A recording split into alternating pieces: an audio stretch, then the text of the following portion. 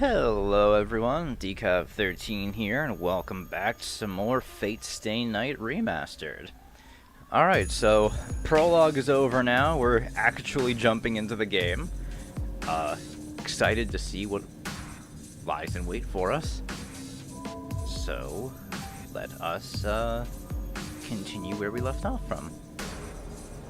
Which would be... Actually, let me just hit a new game, I think. That's what I want to do.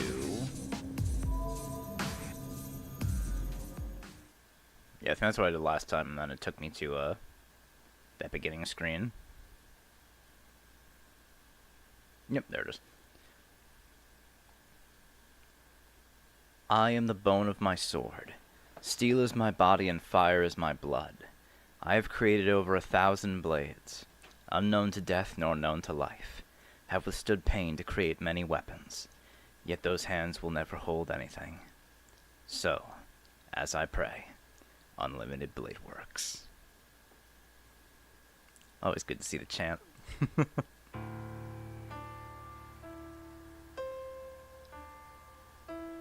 When I came to, I was lying in a burning field. It must have been a big fire. The familiar town was unrecognizable. It was an unrecognizable smoking ruin. It looked like a scene from some war movie. The sight didn't last long, though. As morning dawned, the fires gradually died down. The towering walls of flame shrunk to embers, and most of the buildings looked to have collapsed. It felt so strange being the only unchanged thing in town. I was the only one left alive. I was either fortunate or the house I'd been inside was built on the luckiest ground of all time. Either way, I was the only one alive. Since I'd survived, I felt I needed to keep on living. I walked aimlessly, thinking it would be dangerous to remain where I was. It wasn't that I wanted to avoid becoming what had happened to everyone around me, those scorched, blackened masses. It wasn't a feeling of disgust. Some other emotion was driving me on. At the same time, I had no hope. It was a miracle I was alive at all, and I didn't think I was going to last much longer. There was just no way in hell I was going to survive. There was simply no way I would ever escape this crimson hellscape, no matter what I did. That was how desperate, how hellish this place was, even through the eyes of a young boy.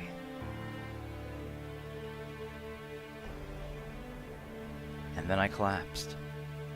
Either there was no air around me or I simply couldn't breathe anymore. I just collapsed, and all I could do was look up at the slowly clouding sky. The scorched black masses around me lay motionless. The dark clouds covered the sky, promising rain. Good. The rain will put out the fires. I took one final deep breath and looked up at the rain clouds. I couldn't breathe, but I still felt pain. I said that out loud on behalf of all those people who couldn't say those words themselves.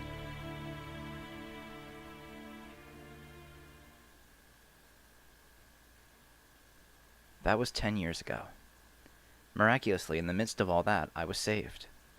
My physical body survived, but everything else was scorched, reduced to ash. When a young child loses their parents or their home, there's really nothing left of them. And so, everything other than my body perished. Put as simply as possible, in exchange for my body living, my heart died.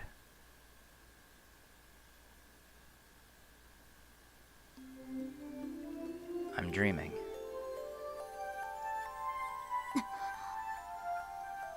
I squinted, seeing a bright white light. It was blinding. Light stabbed at my eyes when I woke.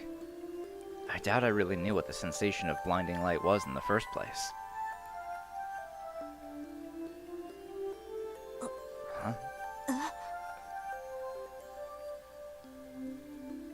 As my eyes adjusted, I awoke, alarmed. I was lying in a bed I didn't recognize, in a room that I didn't recognize. I was honestly stunned, but the cleanliness of the white room made me feel at ease.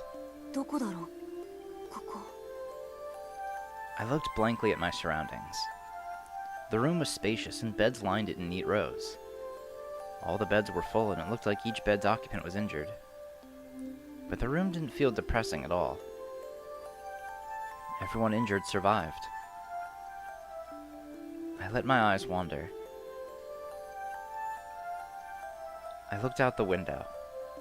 The clear blue sky was so incredibly beautiful.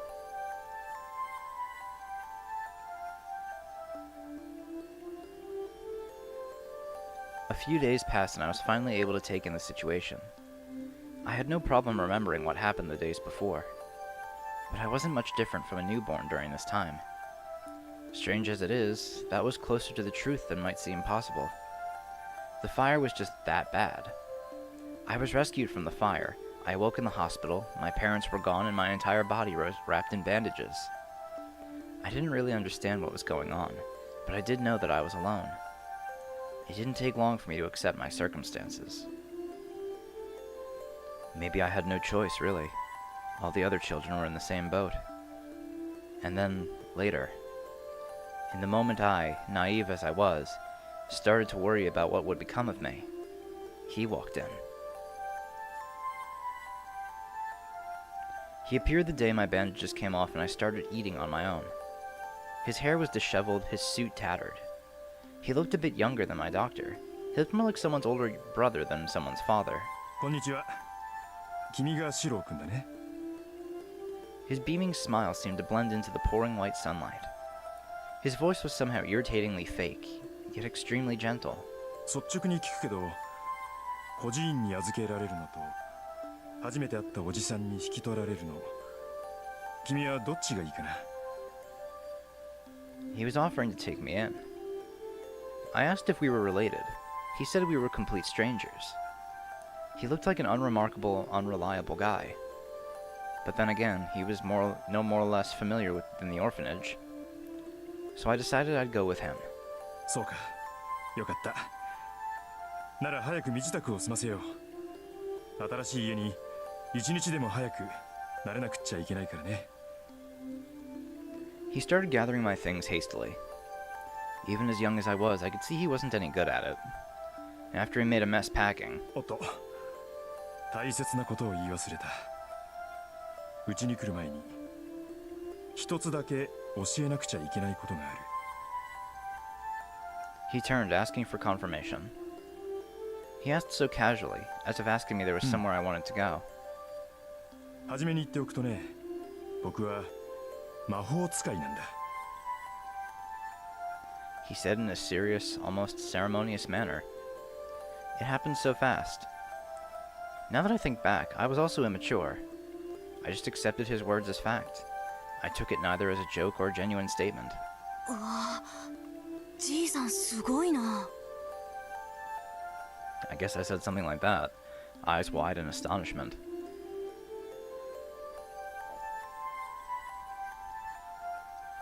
And I was his child. Actually, I don't really remember how that conversation went. But every now and then, my old man would bring it up. He would recount that scene over and over, acting all embarrassed. That scene might have been the happiest day of my old man, a man named Kiritsugu Emiya's life. You can say that.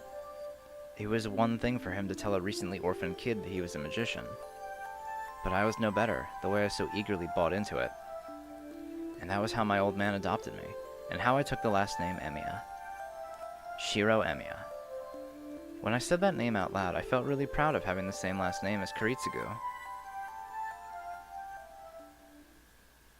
I'm dreaming. It's from my childhood. It's probably about 8 years ago, since it's about the time when I talked my old man into making me his apprentice. Kiritsugu had started going away on a regular basis once I was old enough to stay home by myself. He'd always give some childish, unbelievable explanation like, I'm going to go on an adventure around the world, and then he'd actually do it. From then on, that's how it always was. It wasn't unusual for him to be gone for a month, and at times he didn't come home for half a year. The Emiya Mansion is an expansive Japanese samurai-style house, and Kiritsugu and I were the only ones living there. It felt too big and empty for a child like me, and at times I felt lost. But I liked my life there. Whenever Kiritsugu came home from his trips, he would brag and tell stories like an excited child. And another child, one who shared his last name, always looked forward to those stories. I may have been alone in the mansion, but Kiritsugu's stories always helped lessen that. He was always pursuing a dream like a boy. I was weary of his whims, yet at the same time he always looked radiant to me.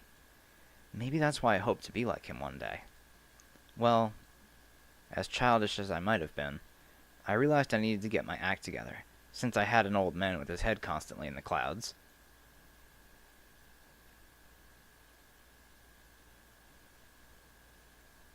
Okay, so back to January 31st. So I guess this is from, Emiya's perspective instead of Ren's.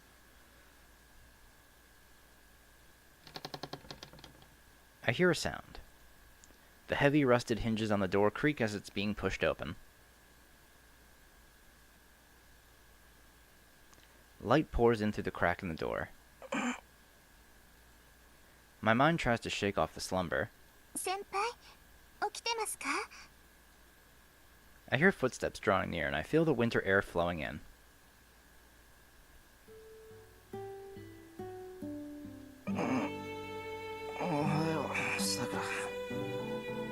Hi. おはようございます、先輩。先輩、朝ですよ。まだ時間はありますけど、ここで眠っていたら藤村先生に怒られます。そうだな。よく起こしに来てくれた。いつもすまない。そんなことありません。先輩、いつも朝は早いですから。こんな風に起こしに来れるなんてたまにしかありません。I'm not sure why, but Sakura looks more cheerful than usual. そうかな。結構さくらには起こされてるぞ、俺。けど藤姉には叩き起こされるからさくらの方が助かる。これに懲りずに次は頑張る。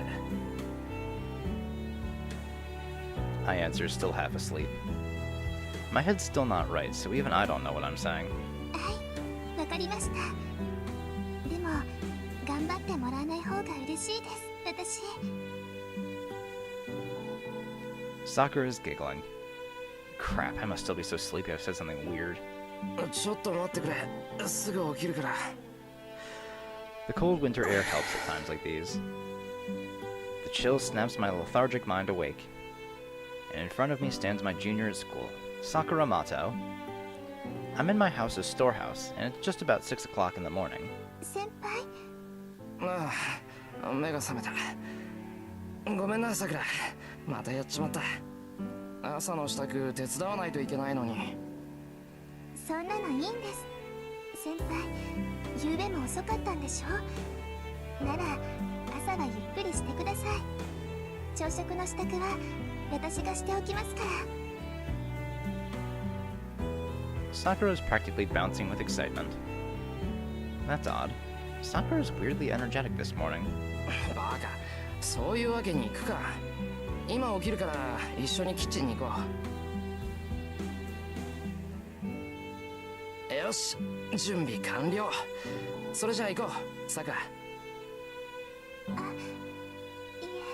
え、その先輩。なんだよ、他に何かあるのか。いえ、そういうことではないんですけど、その先輩、家に戻る前に着替えた方がいいと思います。I finally look at myself. I fell asleep working last night, so I'm still wearing my coveralls. The coveralls I wear while I'm working are usually dirty. Who knows what Fujine would say or do if I went into the house as is. まだ目が覚めてないみたいだ。なんか普段に増して抜けてるな、俺。そうかもしれませんね。ですから朝食の支度は私に任せて、先輩はもう少しゆっくりしていてください。それにほら、ここを散らかしっぱなしにしていたら藤村先生に怒られるでしょ。そうだな。それじゃあ着替えてから行くから、さくらは先に戻っていてくれ。はい、お待ちしてますね、先輩。Sakura quickly walks out. Okay then. I'll change into my school uniform first. Then I need to collect all the parts I left scattered around. The storehouse is in the corner of the backyard, and all sorts of junk is crammed in here. though I've always liked to tinker with gadgets, so the place is a treasure trove to me. The old man forbade me to go into the storehouse, but I ignored his warnings and snuck inside almost every day. Now it's sort of a base for me. Guess you could call this place my real room. The massive Emiya house never felt homey to me, but I've always felt at ease in here, surrounded by all this junk. そもそももったいないじゃないか。ガラクタって言ってもまだ使えるし。 The majority of the things in the storehouse are everyday things, mostly unusable. I'm not sure whether I brought it all in because I liked it in here, or whether I liked this place because it was full of junk. Either way, I snuck into the storehouse almost daily, and I made a sort of hobby of fixing broken things. I'm not the type who gets attached to things, but it just didn't feel right to neglect things that are still usable. Or maybe it would be better to say that the idea of doing that just bothered me. Which is why I stayed up all night trying to fix a broken stove. 完成はしたか。途中で寝るなんて集中力が足りない証拠だ。 I try to shake off my self-disgust at that. I gather the parts for the stove and put them back on the shelf of things waiting to get fixed. There's no more room though. Once I fix the stove, an old VCR is up next. Both of which were destroyed by Fujine. We can set that aside for now. I change into my school uniform. Since the storehouse is like my own room, I have all the essentials, including changes of clothes in here. The rest are things like haphazardly drawn blueprints scattered all over the place and literal junk from my failed attempts at fixing various things. Also, there's some sort of pattern carved into the storehouse's floor, perhaps used as some sort of altar in the past. さて、今日も一日頑張って精進しよう。 I clap my hands in prayer at the storehouse and turn towards the mansion.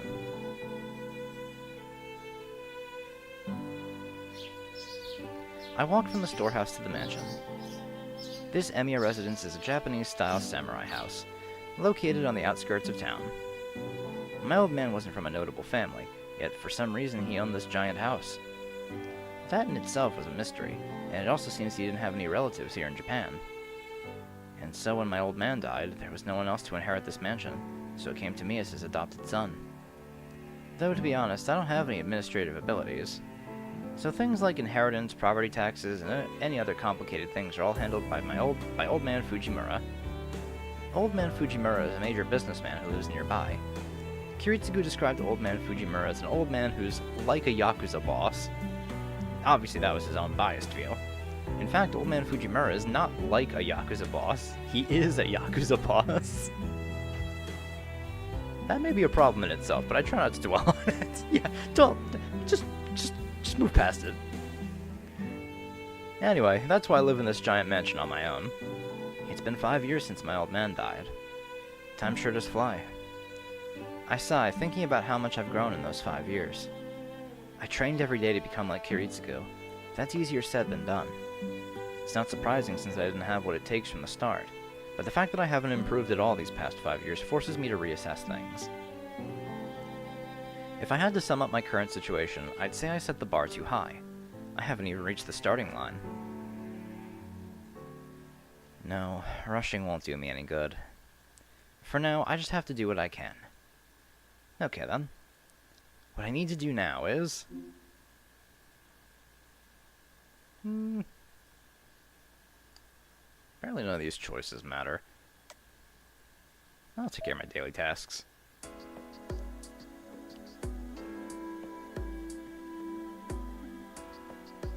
There's a respectable dojo built within the Emiya house.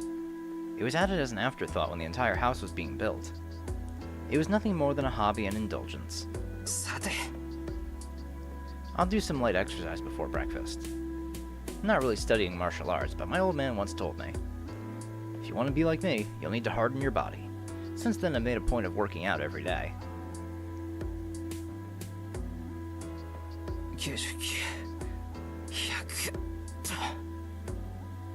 I finished my daily sit-ups and changed from my dogi into my school uniform. Since I overslept, I decided to work out just enough to satisfy me.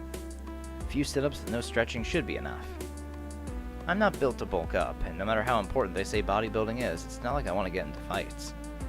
All I need is to gain enough athletic ability to handle unexpected situations, and be able to move the way my silly ideals require. After all, the thing I most want to be is the complete opposite of an athlete. もうこんな時間か。I toss my sweaty dogie in the laundry hamper. It's already 20 past 6. Damia household's mornings start early, so even this time would be considered late for breakfast.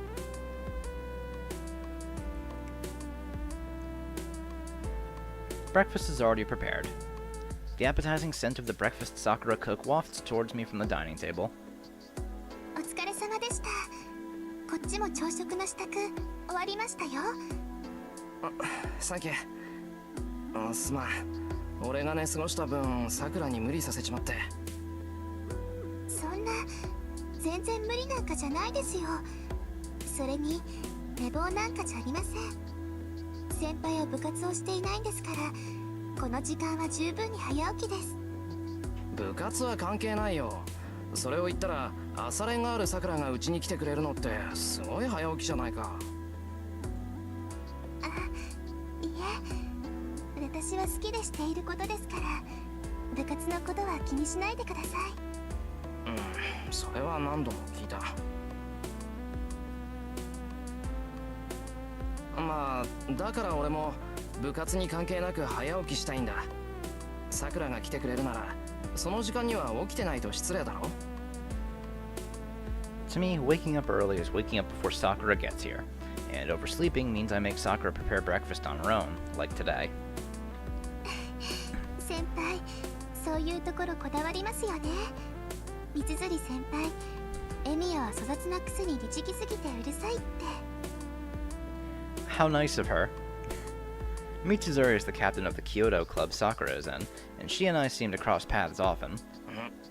あいつまだ俺の文句をさくらにこぼしてんのか。はい、先輩が卒業するまでに何としても社でを鳴らせてやるって毎日頑張ってます。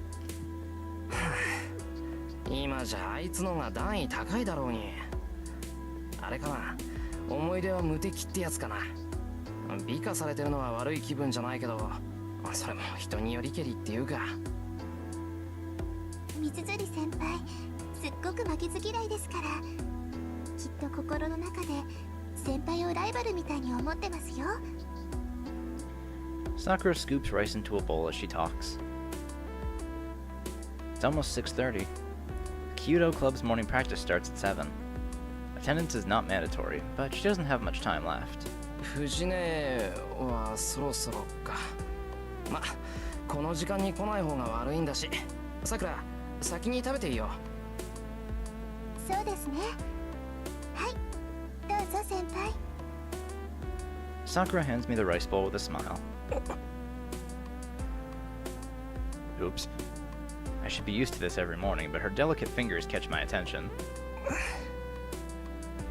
I can't explain it, but it's awkward. I'm not sure if it's our age, but Sakura's been looking more provocative lately. Her casual movements are so pretty. She often takes my breath away. Maybe it's because I never saw Sakura that way before, but now I'm noticing how feminine she's becoming. 先輩、どうかしましたか？いや、どうもしてない。どうもしてないから気にしないでくれ。Save the weird thoughts for later, Shiro.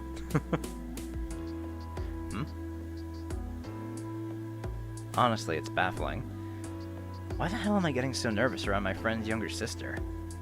Sakura's just a really good and considerate younger friend of mine. She's someone I need to look after. She's the younger sister of a friend of mine. We used to be friendly, though initially we weren't very close since she's a grade below me. It was only a year and a half ago that our relationship became more what it is now. Sakura started to come and cook meals for me when I got hurt, and things kind of stayed like that. I think this arrangement was supposed to last until I got better, but I guess something or other happened, and somehow she ended up helping out with household chores. Either way, Sakura's a good cook, and her cleaning and laundry skills are perfect. Having her come early in the morning is a big help, but it's been disconcerting recently. Sakura isn't the problem, it's me. I'm sure being flustered by my friend's sister is part of the reason I feel guilty. Usually I'm unfazed, but when I blush because I get caught off guard like now, I wonder whether that's problematic as her senpai.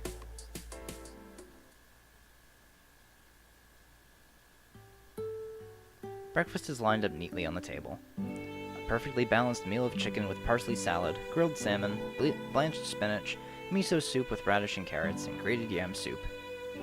いただきます。 Sakura and I sit down and bow, and begin our meal in silence.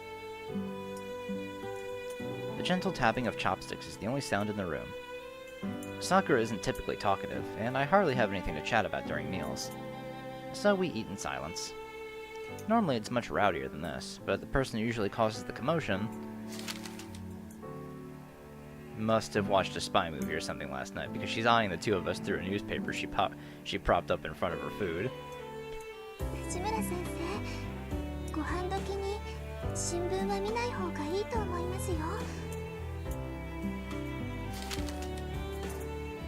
Sakura remarks diffidently, but Fujine ignores her. Fujine is acting weird, but her being weird at breakfast isn't really all that weird for her.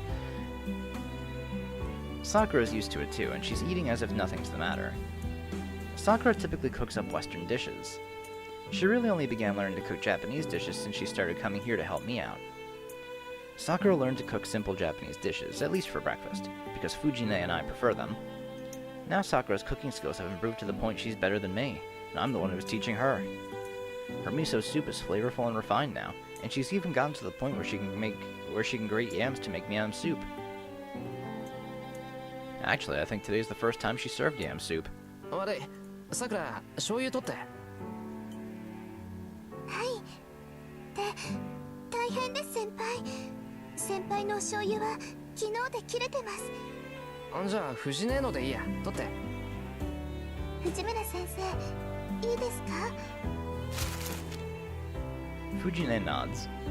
The newspaper shuffles. はい、どうぞ。とろろ汁に使うんですか？ああ、とろろには醤油だろう、普通。A line of soy sauce streams from the bottle onto the grated white mound. I stir the mixture up, pour it over my rice, and take a bite. The stickiness of the grated yam combined with the intense flavor of the soy sauce. うわ、まずこれソースだぞ、ソース。しかもオイスタ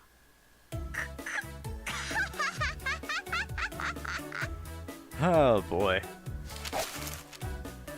Fujine tosses her newspaper onto the table with an enthusiastic flick of her wrists. どうだ。朝のうちにソースとお醤油のラベルを取り替えておく作戦なのだ。 Oh, this woman. The not-so-mysterious spy punches the air in victory. 朝っぱらから何考えてんだあんたは。今年で25のくせにいつまで経っても藤根は藤根だな。ふんだ。昨日の恨み思い知ったか。みんなと一緒になってお姉ちゃんをいじめるやつには当然の天罰ってところかしら。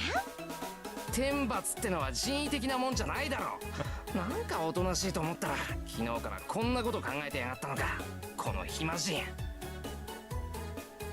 そうだよ。おかげでこれから急いでテストの採点しなくちゃいけないんだから。そういうわけで急がないとやばいのだ。 Fujine sits back down and shovels her breakfast into her mouth. はい、ごちそうさま。朝ごはん今日も美味しかったよ、さくらちゃん。はい、お粗末様でした、先生。それじゃ先に行くわね。二人とも遅刻したら怒るわよ。 And off she goes, stomping out in a rush. There's something terribly wrong with a world that allows someone like her to be a teacher. 先輩。すまない。せっかくの朝食だっていうのに藤根のやつろくに味わいもしないで。いえ、そういうのではなくて、昨日藤村先生に何かしたんですか？食べ物に細工するなんて藤村先生にしてはやりすぎですから。 I'm kind of curious, what events led to this? いや、それがさ、 Oh, 昨日 that's つ it? いあだ名で呼んじまった。それじゃあ仕方ありませんね。先輩、藤村先生に謝らなかったんでしょう。面目ない。いつものことなんで忘れてた。ダメですよ。藤村先生、先輩にあだ名を言われるのだけは嫌がるんですから。また泣かせちゃったんでしょう。泣かした上にダットのごとく走り去らせた。おかげで昨日の英語は自習だった。 Oh boy. Maybe that was a bad thing. In fact, everyone in class worked together to make an award for me from their notebook paper because of that. I threw it away, obviously. もうそれじゃあ今朝のは先輩が悪いです。 Fujine is like an older sister to Sakura, so she's typically on Fujine's side. Which is fine on its own, but I wish she would consider the fact that I have to deal with Fujine all day long. Fujine was originally an acquaintance of my old man, and she swung by to the house pretty frequently since I was adopted. She kept on coming over even after my old man died. Now she acts like a freeloader, eating breakfast and dinner every day. Actually, it might have been thanks to Fujine that I was able to make it on my own after my old man died. And now it's me, Fujine, and Sakura who are the residents of this Emiya house. But at the same time, I'm not the only one who knows that my old man was a mage. They say mages have to keep that part of their lives secret, which is why I've also been hiding from others that I'm learning magecraft after I became my old man's apprentice. Learning may be a bit of a stretch, really, since I can barely use magecraft properly, so it wouldn't make much of a difference whether I hide magecraft or not. But since it was my old man's dying wish, I've been training in secret.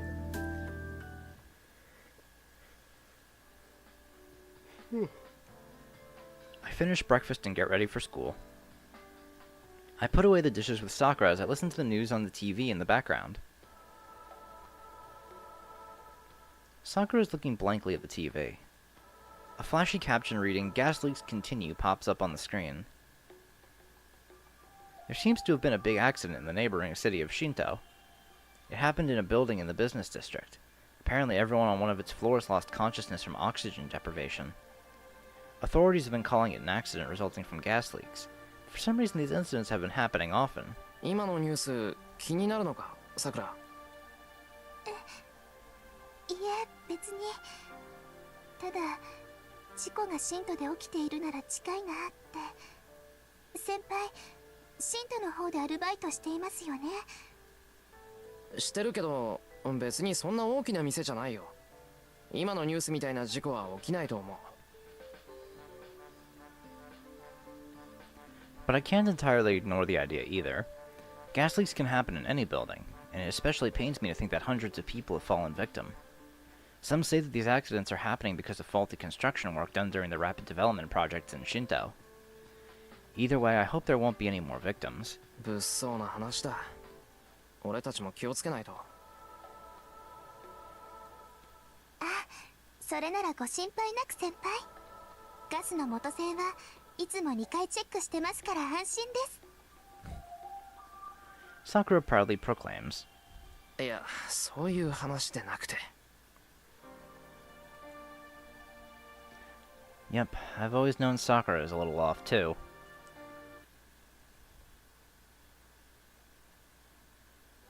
先輩、裏手の戸締まりはしました？したよ。缶抜きかけたけど問題あるか？ありません。それじゃあ鍵かけますね。先輩、今日のお帰りは何時ですか？少し遅くなると思う。さくらは？私はいつも通りです。多分私の方が早いと思いますから、夕食の下準備は済ませておきますね。うん、助かる。俺もできるだけ早く帰るよ。The gate is locked tight. Sakura and Fujine both have keys to the house, and the rule is that whoever leaves last is in charge of locking everything up. 行こうか。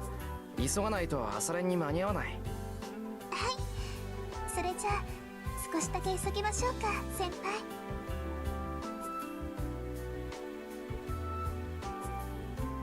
Sakura and I walk into town.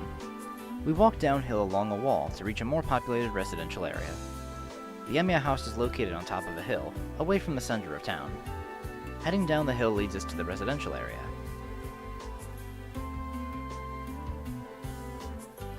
Going further down, we reach the intersection at the center of town. Several roads lead out from the center of town. There's a large bridge that connects to the neighboring town, a hill that leads to Ryudo Temple, a residential area located opposite my house, a shopping district that both Sakura and I often go to. And finally, there's a path that leads to our school.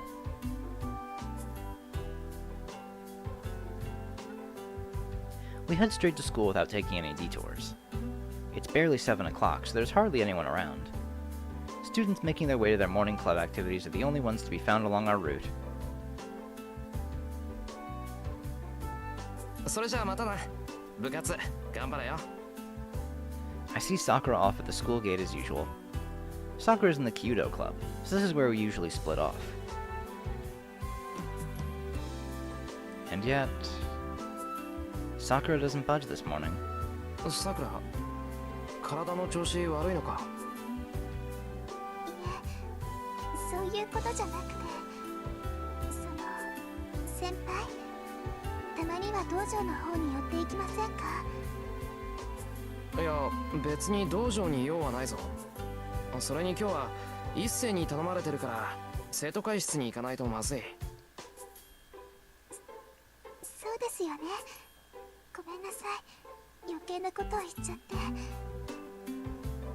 Sakura quickly bows her head. それじゃあ失礼します。晩ご飯楽しみにしていてくださいね。Sakura runs towards the dojo, seeming almost apologetic. What was that? I wonder what that was all about.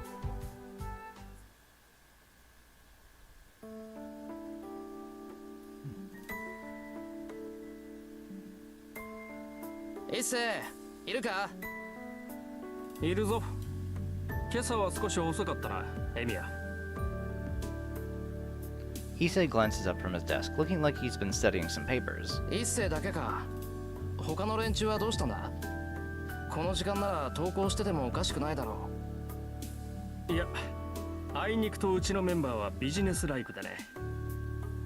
働く時間帯はきっかり決まっていて、早出と残業はしたくないのだそうだ。う。それで生徒会長自らが雑用か。ここはここで大変そうだな。何？好きでしている苦労だ。エミヤに同情してもらうのは筋が違う。いや、一斉に同情なんてしてないぞ。うん。それはそれで無念だが、聞き流すとしよう。情が移っているということでは同じだからな。Issei, who's gathering his papers into a single sheaf and tapping the edge against the table to square them neatly, is the big boss of the student council. He's been working to reform the student council, which has grown quite lax, and he's been a friend of mine since our first year in school. His full name is Issei Ryudo. Despite his old-fashioned sounding name, he has elegant facial features and he's popular with the girls. He's also the student council president, so you'd think he'd have the leg up over everyone else, but that's not exactly the case. やはり朝は舌がしびれるほどの熱湯が良い。It's saying stuff like that as he sips tea that prevents him from quite sticking the landing. As evidenced, Issei is quite plain. He's prone to be misunderstood, yet neither dabbles in relationships nor he does what typical students do for fun. He's the heir of the Ryudo Temple, which sits atop a mountain. He himself understands that he will inherit the temple, and there's a strong possibility that he'll shave his head without so much as a complaint as soon as he graduates from school. それで、今日は何をするんだ？ああ、まあともかく座って一服と言いたいのだが、時間がないな。移動がてら説明をするゆえ、いつもの道具を持ってついてきてくれ。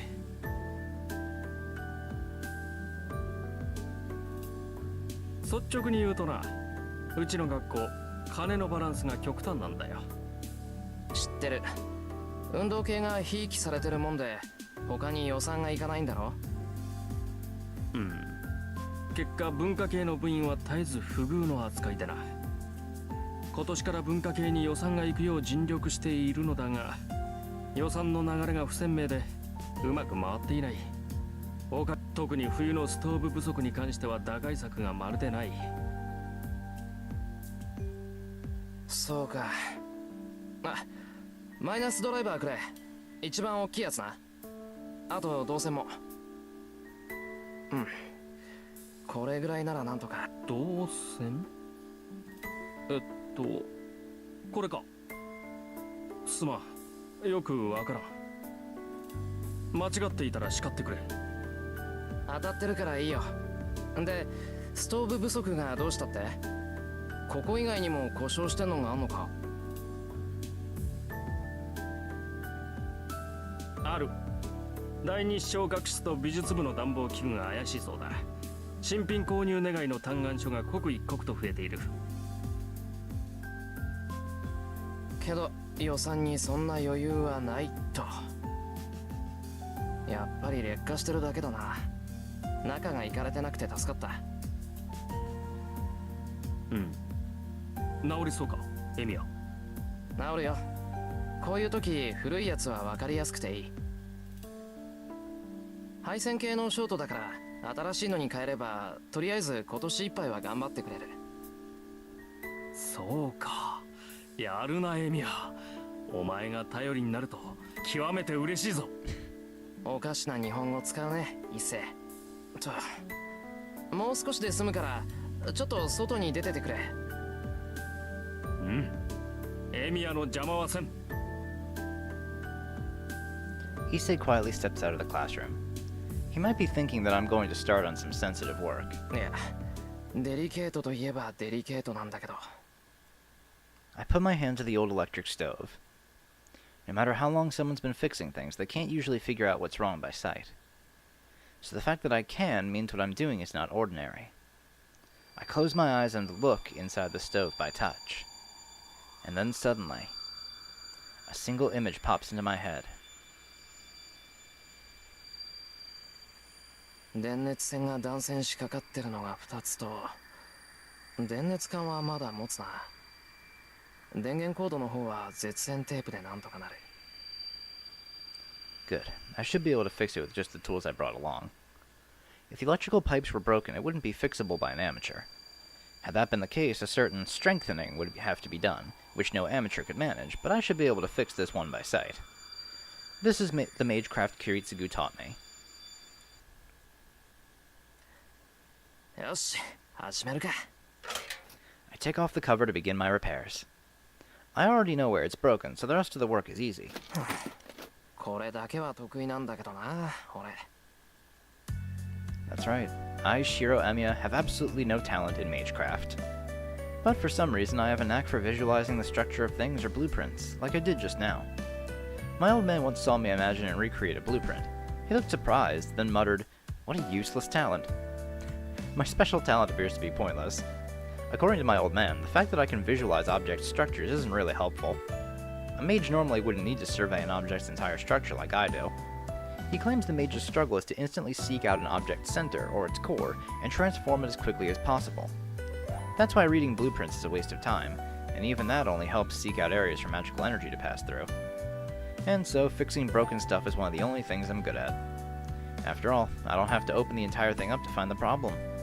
If I can find the problem quickly, I can fix most things as long as I have the know-how to repair it. Though I only do that with things an amateur can reasonably be expected to fix. よし、終わり。次に行くか。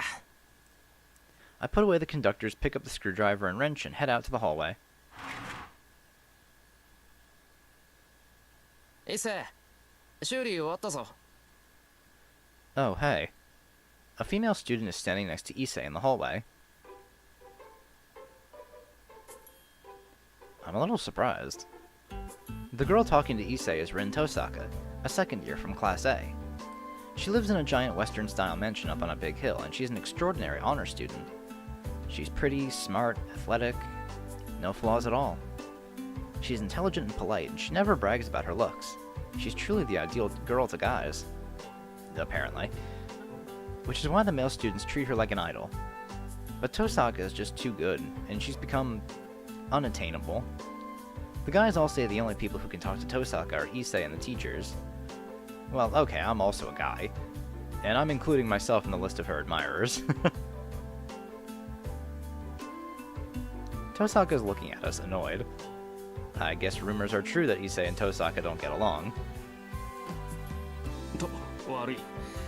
頼んだのはこっちなのに、エミヤに任せっきりにしてしまった。許せ。Whoa. Issei's pretty gutsy talking to me and completely ignoring Tosaka like that. そんなこと気にするな。で、次はどこだよ。あんまり時間ないぞ。ああ、次は視聴覚室だ。前から調子が悪かったそうなんだが、この度ついに天寿を全うされた。天寿全うしてたら直せないだろ。買い直した方が早いぞ。そうなんだが、一応見てくれると助かる。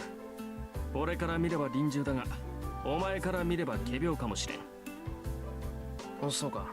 なら試そう。There's only about 30 minutes until homeroom starts. I'll need to hurry and fix it or I'll run out of time. I head to the audio-visual room, but I realize completely ignoring Tosaka would be rude. I turn to face her since she's been standing there the whole time. 朝早いんだな、登坂。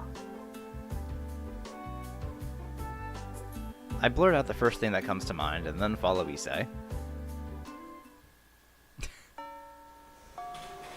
ギリギリ間に合ったか。すまんなエミヤ、また苦労をかけた。頼み事をした上に遅刻させては友人失格だ。別に気にするな。俺が遅刻する分には大したことじゃないだろ。ま、一星が遅刻するのは問題だけど。もっともだ。いや、間に合ってよかった。Issei exhales a sigh of relief and heads to his desk. It's exactly 8 o'clock. 5 minutes after the bell for homeroom rings, Fujine will enter the classroom. My breathing is labored since I ran from the audio-visual room. I take a deep breath before I take my seat. 朝から騒がしいねエミヤ。部活を辞めてから何をしてるかと思えば竜道の太鼓持ち。僕には関係ないけどさ、うちの評判を落とすようなことはしないでよね君。なんていうか節操ないからさ。 Didn't realize it was still going. You know, frankly, I don't really care, but, you know. Standing in front of my desk is Shinji Mato. He's been a friend of mine since middle school. His last name is Mato, and he's Sakura's older brother. He's 1 year older than her. よ、弓道部は落ち着いてるか、シンジ。当然だろ。部外者に話してもしょうがないけど、目立ちたがり屋が一人減ったんで平和になったんだ。次の大会だっていいところまで行くさ。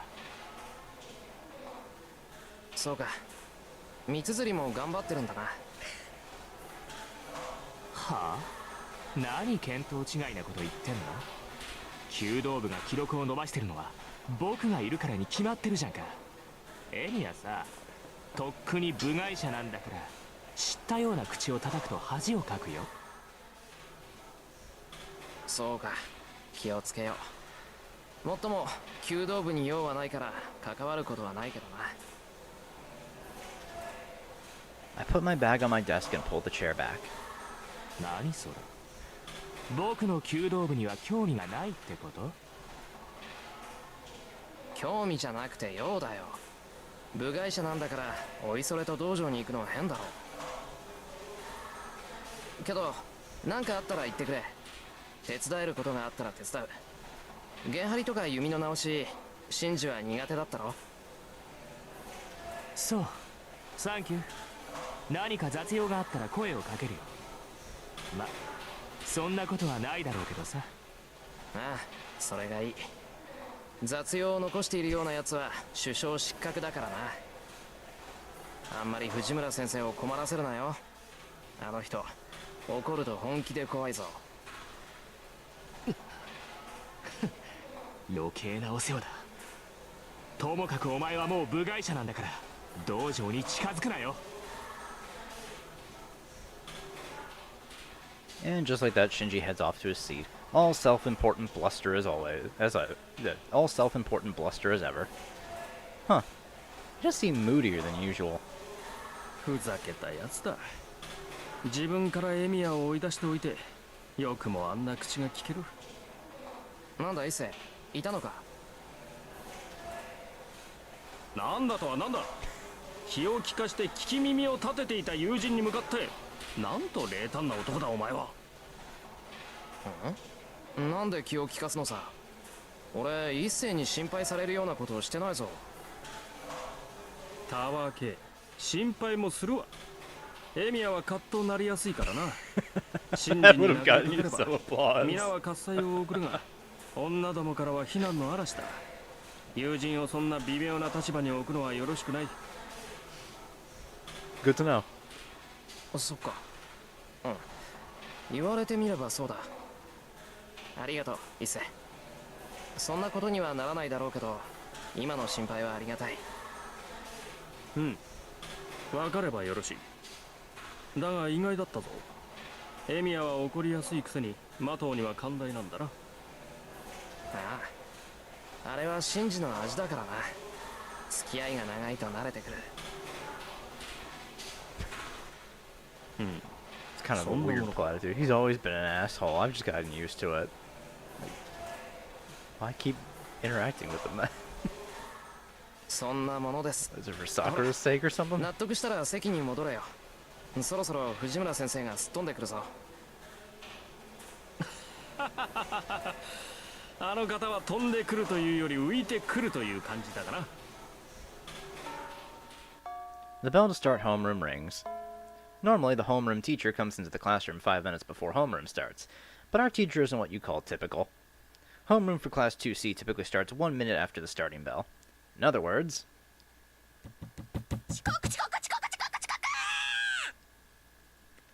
Homeroom starts with the sound of Fujine's shouts and hurried footsteps.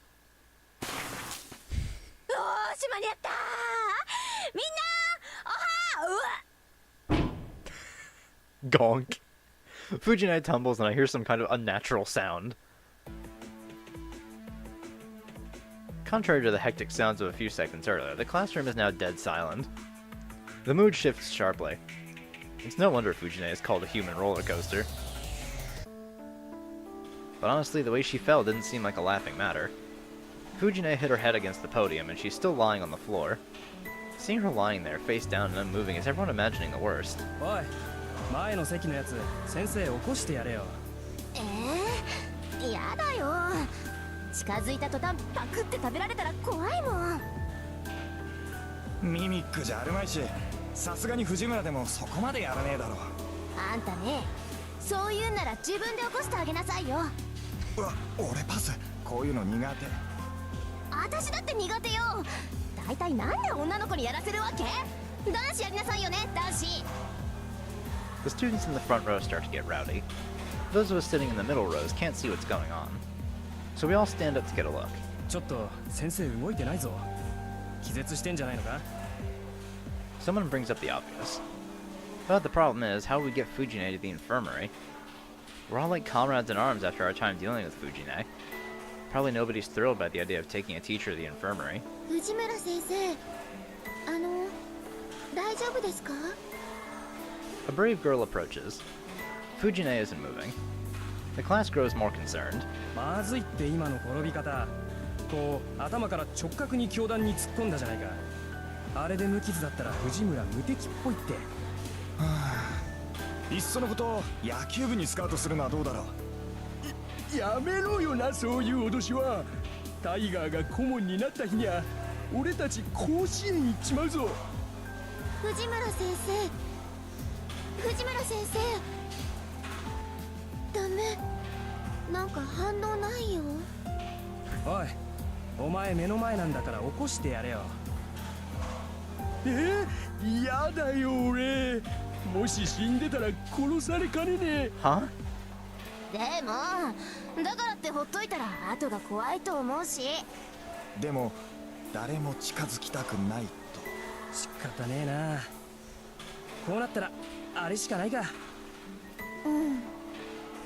あれだね。 Everyone's on the same page. Except Shinji and I. We keep quiet because the two of us dared not to be a part of what was about to happen. せーの。 It comes out a whisper, even with so many students speaking in unison. The word tiger is especially inaudible. And yet... Twitch. Fujine's previously motionless body reacts. 動いた。効き目ありだぞみんな。よし、続けろ。学校ロートンの刑じゃ。 Everyone must be on edge since midterm tests are approaching. It's a terrible idea on their part, but some students start to wave their arms and chant Fujine's nickname. 起きろタイガー。朝だぞ。先生、起きないとタイガーです。負けるなタイガー、立ち上がれタイガー。よし起きろ先生、それでこそタイガーだぜ。タイガー、タイガー、タイガー、タイガー、タイガー、タイガー。ガー Well, that worked. タイガーって言うな。 Like a sudden bolt of lightning striking, Fujine stands valiantly, as if the fall hardly scratched her. あれ、みんな何してるの？ダメよ、ホームルーム中に席を立っちゃう。ほらほら、始めるから座りなさい。Basically, it's like nothing happened, huh? Fujine, back to her normal self, stands at the podium. It appears she recalled nothing between the time she jumped into the classroom and the time she woke up. おい、タイガー覚えてないみたいだぞ。ラッキー、朝からついてるな俺たち。いや、ついてるっていうのかな、こういうの。The students shuffle back to their desks. 今誰か先生のことバカにしなかった？え、してないっすよ。気のせいじゃないっすか。そっか、ならよし。じゃあ今朝のホームルームを始めるから、みんなおとなしく聞くように。Fujine casually starts homeroom. She always goes on digressions between announcements, so it goes slowly. そういうわけだから、みんなも下校時刻を守るように。門限は6時だから、部活の子たちも長居しちゃダメよ。6時って言ったらすぐじゃんか。タイガ先生、それって運動系は免除されないの？されません。それと後藤君、先生のことは藤村先生って言わなくちゃダメなんだから、次に名前で呼んだら怒るからね。はーい、以後注意します。 Goto sits back down. He doesn't seem particularly remorseful. Too easy. When Fujine says she gets mad, she gets mad. It doesn't matter if it's with a teacher or a student. And that is as close to a serious warning as she's ever going to give. But Goto doesn't realize it. それじゃあ今日のホームルームはここまで。みんな3次元目の英語で会おうね。Fujine waves and leaves. So that was Taiga Fujimura, the teacher of 2C. Her nickname, Tiger. That might seem like a joke, but it isn't. She got the nickname because it sounds like her name, Taiga, but Fujine hates it. According to her, it doesn't sound feminine. But she got the nickname because of how she acts, so she kinda had it coming. 授業を始める。日直礼を。 As Fujine exits the room, the first period teacher enters. Because Fujine takes up almost all the homeroom time, mornings are always like this for our class.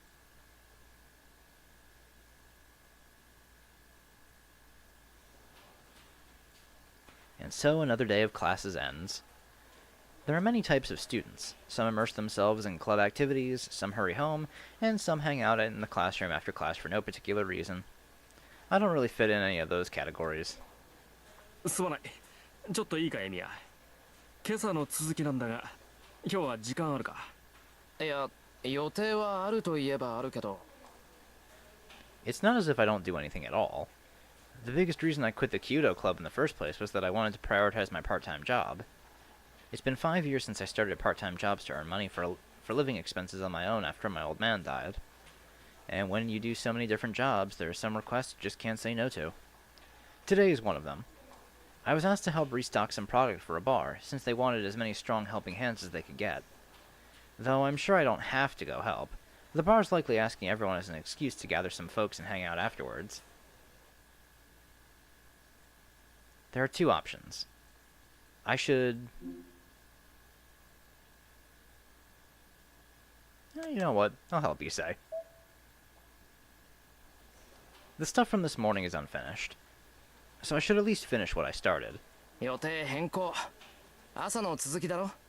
任せろ。試験が始まる前に備品の修理なんて済ませちまおうぜ。助かる。それでは美術部の患者を見に行くとするか。はいよ。と、人払いはちゃんとしてくれよ。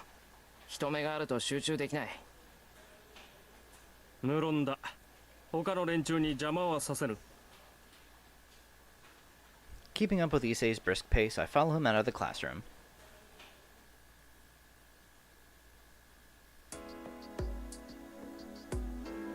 The sun is long since set by the time we step outside the building. The school gate is already closed. It's 7 o'clock, way past the time they close the gates. But thanks to Issei's help, the two of us avoided trouble. いや、今日は助かった。必ずこの礼はするから。何かあったら遠慮なく言ってくれ。そうだな。なんかあったら言うよ。まあ、とりわけ何もないとは思うけど。I didn't help him because I wanted something in return, and I don't think I would ask Issei for anything impossible. まったく人が良いのも考えものだな。エミヤがいてくれると助かるが、他の連中にいいように使われるのは我慢ならん。人助けはいいことだが、もう少し相手を選ぶべきではないか。そんなに節操ないか、俺。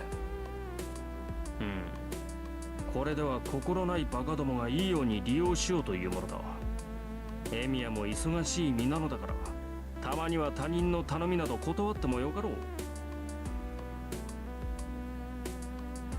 I honestly can't tell, but I think Issei is concerned for me. Ever since middle school, I've always been told how helpful I am, since I never decline requests or ask anything in return. I guess Issei thinks that's unhealthy. But I'm only doing this because I want to, and I decline any requests I feel are impossible, so there's no issue. それは一星がするような心配じゃない。自分のことは自分が一番分かってるさ。それに人助けは善行だろ。寺の息子が咎めるようなことじゃあるまい。しかしな、エミヤのは度が過ぎるというか、このまま行くと潰れるというか。忠告は受け取っとく。それじゃあまた明日学校でな。それではまた明日。Issei leaves looking dissatisfied. Issei lives in Ryudo Temple, located on top of a mountain, which means he and I have to go our separate ways. I walk through the still darkened town. It's about 7:30. There should still be people out and about at this hour, but there are no signs of anyone around. そういえば確か。There was a crime committed in Miyama the other day. A burglar murdered someone, I think. It must be why there's no one around and why the school curfew has been set to 6 o'clock. ガス漏れに強盗か。物騒なことになってきたな。No wonder people are avoiding walking around at night. It's probably not safe to let Sakura go home on her own anymore. Fujine might be fine, but Sakura's house is in the residential area on the other side of town. Guess I should walk her home starting tonight. Huh? I can't quite believe what I'm seeing. I must be wrong. I sensed a presence on the uphill path I was sure was empty. Whoever it is, they're standing still and look to be peering down at me. Oh. I unconsciously hold my breath. A girl with silvery hair smiles and walks down the path without making a sound. As she passes by, 早く呼び出さないと死んじゃうよ、お兄ちゃん。alright then. What she says makes no sense.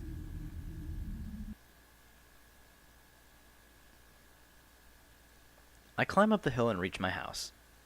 The lights are already on, which means Sakura and Fujine are home.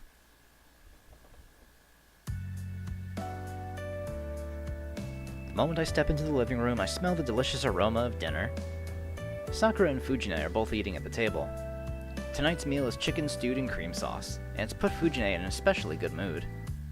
おかえりなさい先輩。お先に失礼していますね。ただいま。遅くなってごめんな。もうちょっと早く帰ってくればよかったんだけど。いいです。ちゃんと間に合いましたから。ちょっと待っててくださいね。すぐ用意しますから。頼む。手を洗ってくるから、人のおかずを食べないように藤姉を見張っといてくれ。はい、きちんと見張っています。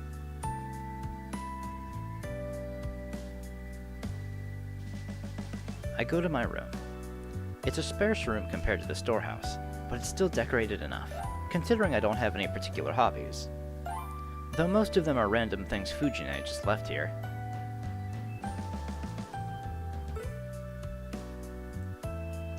After I wash my hands and change, I head back to see my food on the table. いただきます。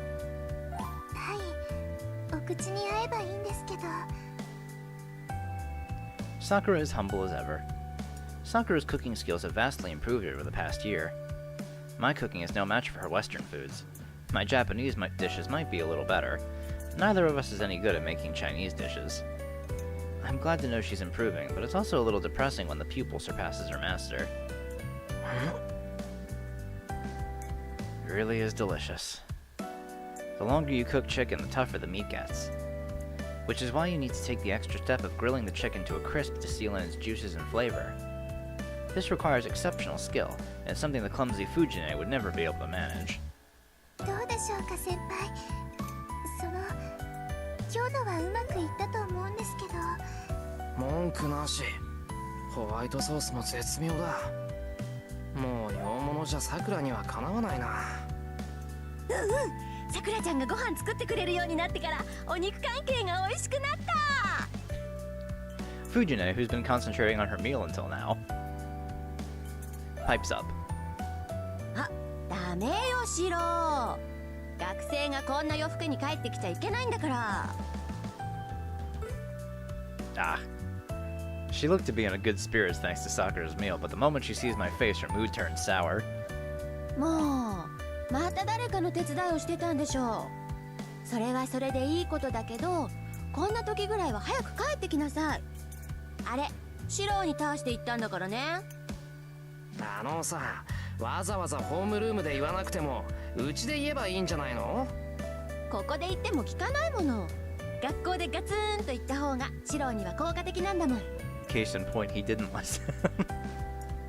先生、それは職権乱用というか公私混同だと思います。 Sakura makes a good point. それぐらいしないとシロはダメなのよ。いつも人の手伝いばっかりして損してるからさ。たまにはまっすぐ帰ってきてのんびりしててもいいじゃないバカチン。バカチンとはなんだよ、バカチンとは。いいじゃないか。誰かの手伝いをしてそれでその人が助かるんなら損なんかしてないぞ。はあ、キリツグさんに似たのかな。シロがそんなんじゃお姉ちゃん心配だよ。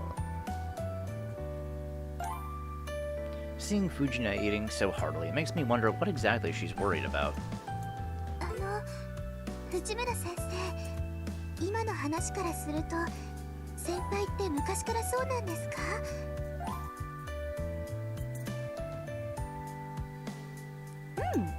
昔からそうなの。なんか困ってる人がいたら自分から手を出しちゃうタイプ。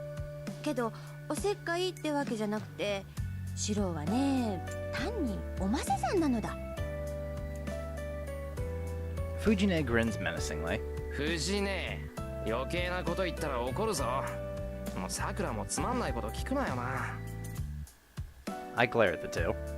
Fujine clicks her tongue in disapproval, but 藤村先生、お話を続けてください。 Sakura presses on like an attentive student. じゃあ話しちゃおう。これがね、シロは困った人を放っておけない性格なのよ。弱きを助け強きをくじくってやつ。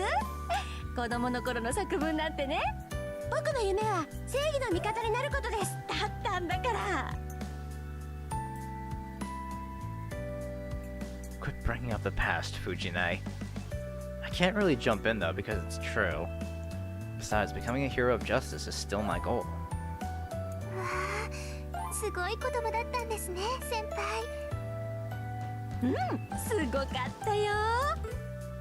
年上の男の子にいじめられてる女の子がいたら助けに入ってくれたし、桐次さんが武将だったから家事だって一生懸命こなしてたし。あの頃は可愛くて純真だったのに、それがどうしてこんなひねくれた子になっちゃったんだろうな。そりゃ藤姉がいたからだろう。ダメな大人を見てると子供はいろいろ考えるんだよ。悔しかったらちゃんと自分で飯作ってみろ。なっ Fujine is shocked. I thought she would just lower her head and repent, but... お姉ちゃんは悲しいよ。さくらちゃん、おかわり。 She holds out her rice bowl, asking for a third helping of dinner.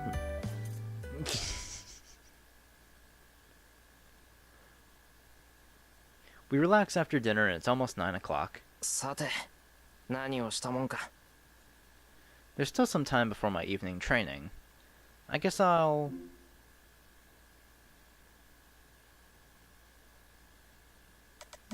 walk Sakura home. I haven't thanked Sakura for cooking dinner yet, so I should talk to Sakura. そうだな、夜も遅いし家まで送って行ってやらないと。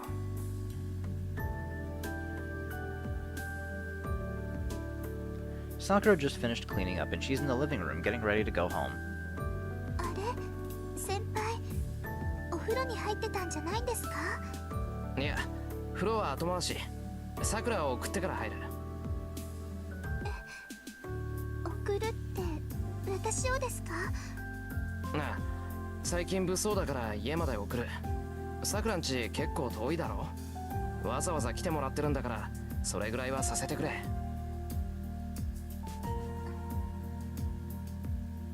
Sakura purses her lips awkwardly. Did I say something wrong? ごめんなさい。気持ちは嬉しいんですけど、先輩は休んでいてください。家までだったら慣れてますし、一人でも大丈夫ですから。いや、それはそうだろうけど、最近物騒だろ。しばらくは家まで送っていくよ。でも、その兄さんに見つかると先輩にまで迷惑がかかります。 I forgot. Sakura's older brother Shinji doesn't really like Sakura coming over to my place. He can't say much because Sakura says she goes to Fujine's house, but me taking her home might cause some problems. I don't care if Shinji accuses me of something I didn't actually do, but I don't want him taking it out on Sakura. けど途中までならいいだろう。交差点あたりまでならシンジと会うこともないし。 Sakura's uncomfortably silent. Knowing Sakura, she probably couldn't even lie about the fact that I walked her home. なあ、それじゃあ。私が送っていこっか。 An English teacher wearing tiger stripes suddenly pokes her head through the door. ダメだよ。そんなの本末転倒じゃないか。女の子が夜出歩くから危ないっていうのに、さらに女の子を増やして。 Wait a minute. Calling Fujine a girl may be a bit of a misnomer. Shiro, whatever you do, do not say that out loud. There's a reason Fujine is the teacher in charge of the Kyudo Club. She was trained by old man Fujimura in Kendo, and her 5th rank designation makes her deadly, literally and figuratively. 藤根なら大丈夫か。痴漢が出ても撃退できるだろうし。できるよ。だからさくらちゃんを送っていくのも問題なし。それでいい？さくらちゃん。はい、藤村先生がよろしいのでしたら。決まりだね。それじゃあ行こっか。私も今日はそろそろ帰ろうかなって思ってたんだ。 Fujine takes Sakura's hand and starts to leave. ちょっと待った、さくら。何ですか、先輩。晩飯うまかったよ。いつもありがとな。はい、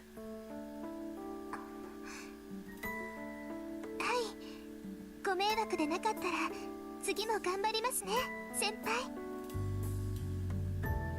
Sakura beams and leaves the dining room. I can tell my cheeks are burning red. Honestly, Sakura takes me by surprise a lot lately. It's perplexing. Time sure flies. Not long ago, she was just my friend's little sister. Now I find sometimes I can't quite look away from her. I'm so pathetic. I've always thought of Sakura as being like family, but I can't seem to readily accept this change.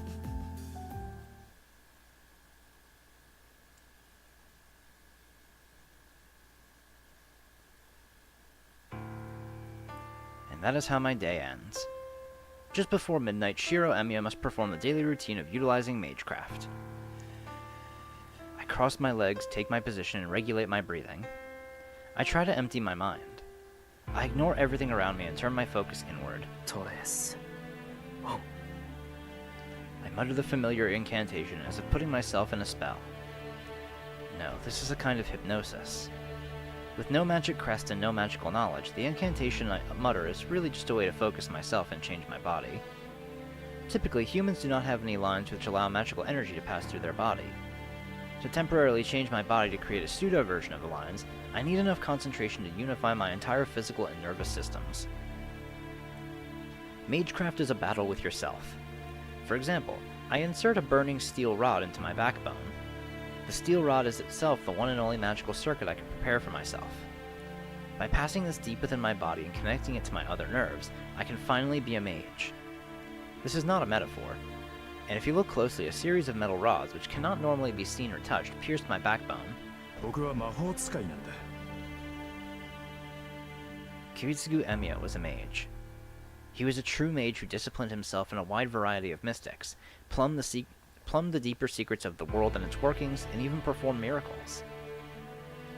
And as a young child, I admired Kiritsugu, and begged him to teach me magecraft. But you can't just become a mage. You have to be born with talent, and inherit a tremendous amount of knowledge.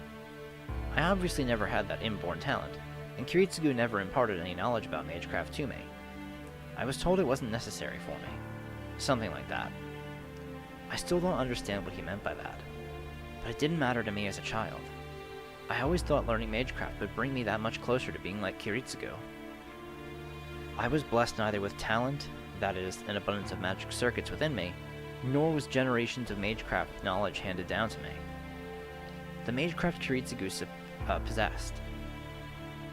The magic crest passed down from the Emiya family can only be passed on to a blood relative. A magic crest, which is proof one is a mage, rejects any not blood-related. And as an adopted son, I could not receive the Emiya family's crest. Then again, since I honestly don't have any idea what the hell a magic crest even is, it doesn't matter much whether I have one or not. It's just a matter of gaining the ability.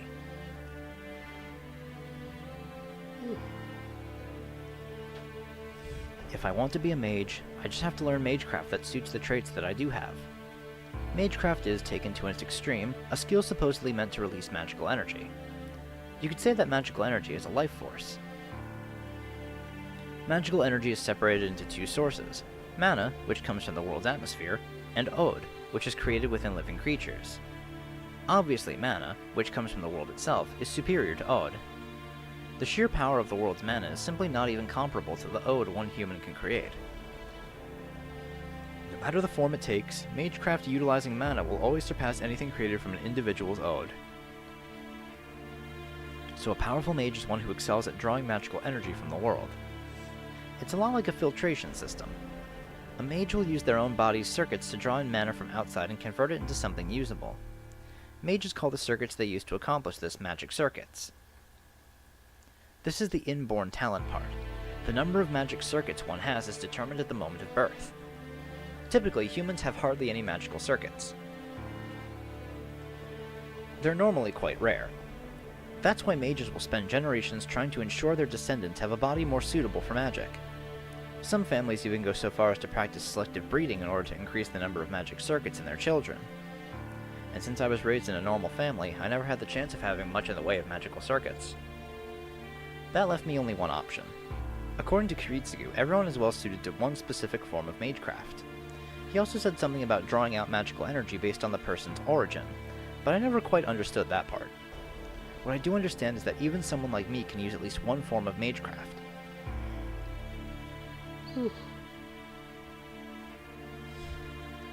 If I can do that, then maybe I can be like Kiritsugu.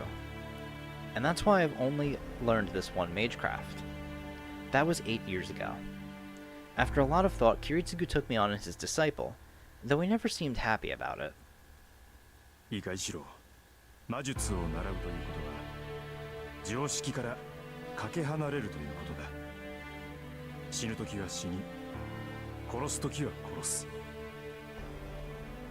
僕たちの本質は生ではなく死だからね。魔術とは自らを滅ぼす道に他ならない。I guess I knew no fear as a child. Kiritsugu smiled bitterly, placing a hand atop my head as I nodded enthusiastically. 君に教えるのはそういった争いを呼ぶ類のものだ。だから人前で使ってはいけないし、難しいものだから鍛錬を怠ってもいけない。でもまあそれは破ったって構わない。一番大事なことはね、魔術は自分のためじゃなくて他人のためだけに使うということだ。そうすればシローは魔術使いではあるけど魔術師ではなくなるからね。I'm always gonna keep doing that, just hitting it too early. I guess Kiritsugu didn't want me to be a mage, but I didn't care about that. I admired Kiritsugu, not mages. As long as I can be the sort of person who lives to help others, like Kiritsugu on that day of the fire and nightmare. I got distracted. I feel the uncomfortable sensation of the iron rod in my backbone moving where it shouldn't.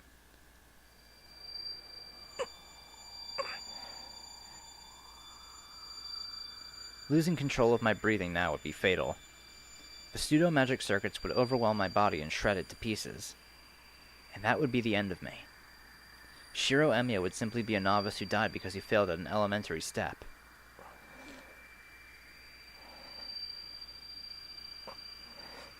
I grit my teeth and try to recover my connection. After pain like walking through a storm of needles, the iron rod finally sinks deep within my body and fuses with me. I've been working on this for a little over an hour, and after all that time I'm finally able to create one pseudo-circuit. A circuit capable of creating magical energy using my own self.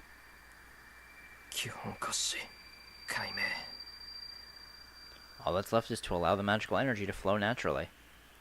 Shiro Emiya is no mage. He is just a user of magecraft who can only create magical energy within his body and channel it into objects. And that's why I can only do one thing with this magecraft, which is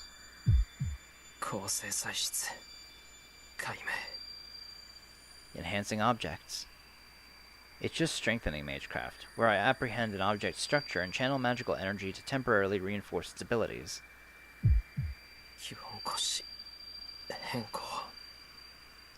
I hold a broken iron pipe.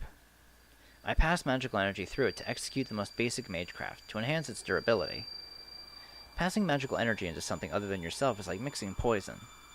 My blood is a far cry from the blood of an iron pipe. Forcing an entirely different sort of blood through an object may well destroy it rather than enhance it. To prevent that from happening, I need to properly understand an object's structure and pass magical energy into it between the small vacant spaces.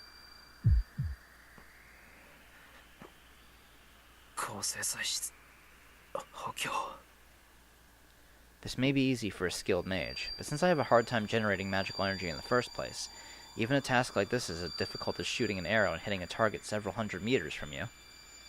A typical archery target is 28 meters away, so it goes without saying how hard it would be to hit a target at 10 times that distance.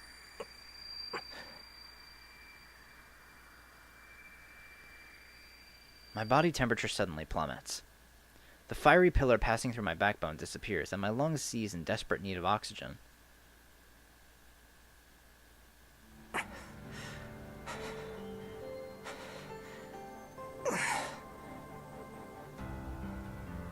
My back arches in an effort to keep me from passing out.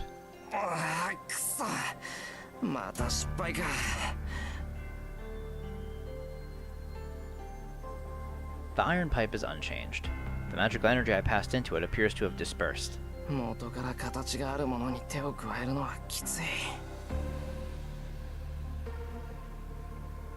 I'm attempting to do is like adding an extra brushwork to a completed work of art.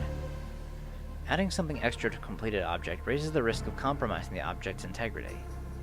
The paintbrush, hoping to improve, may actually devalue the work instead.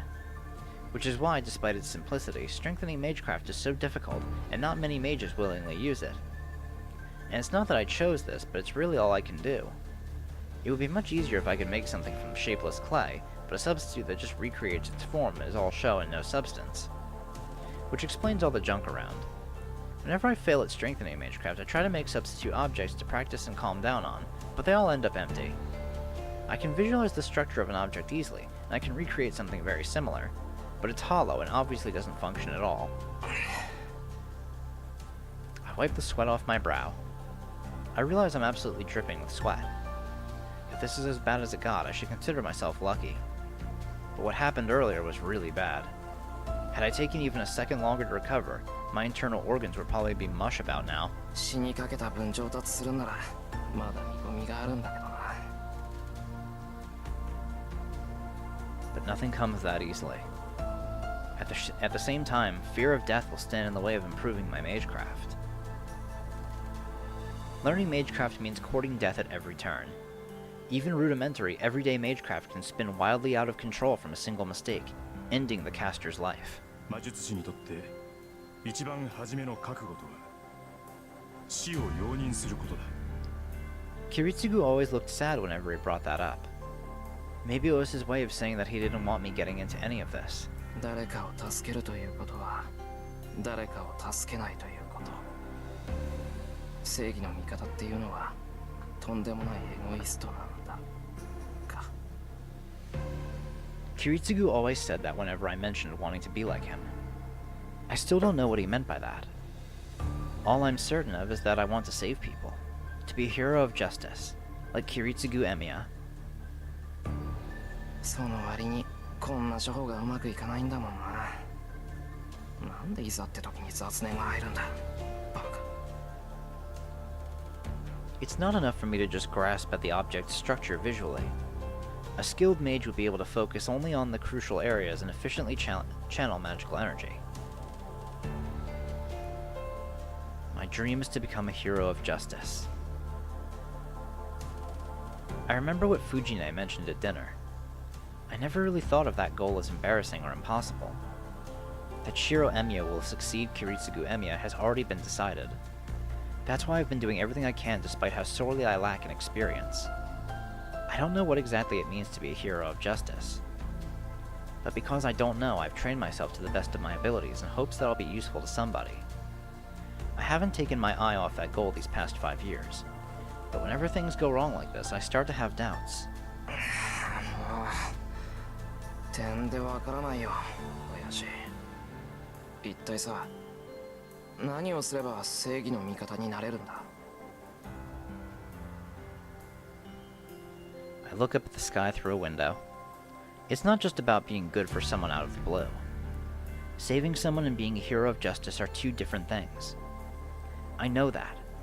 But what do I have to do to differentiate them? I've yet to understand that crucial concept for the past 5 years.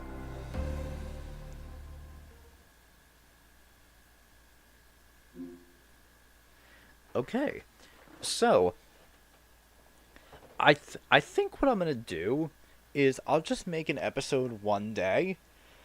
That seems like a good choice.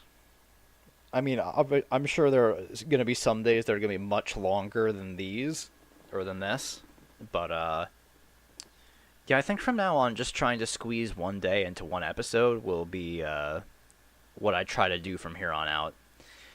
So, I will see you all next time for day 2. Alright. Bye.